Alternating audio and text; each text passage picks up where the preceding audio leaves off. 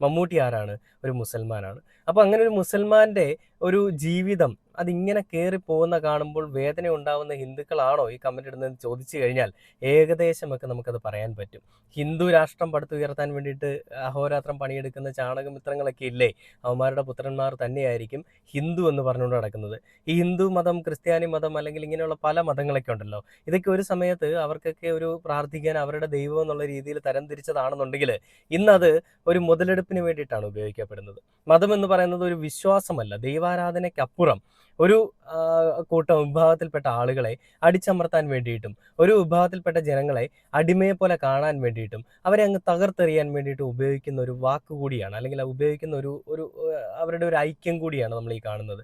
അതിൽ ജാതി മതം എന്നൊക്കെ പറയുന്നത് ഒരേപോലെ കിടപിടിച്ച് നിൽക്കുന്ന അല്ലെ ഒരേപോലെ നിൽക്കുന്ന കാര്യങ്ങളൊക്കെയാണ്. ഇതിൽ മമ്മൂട്ടി എന്ന് പറയുന്ന ഒരു മനുഷ്യനെ കൊന്നു കളയുന്നതിൽ കൂടി എന്താണ് ഇവന്മാർക്ക് കിട്ടാൻ പോകുന്നത്?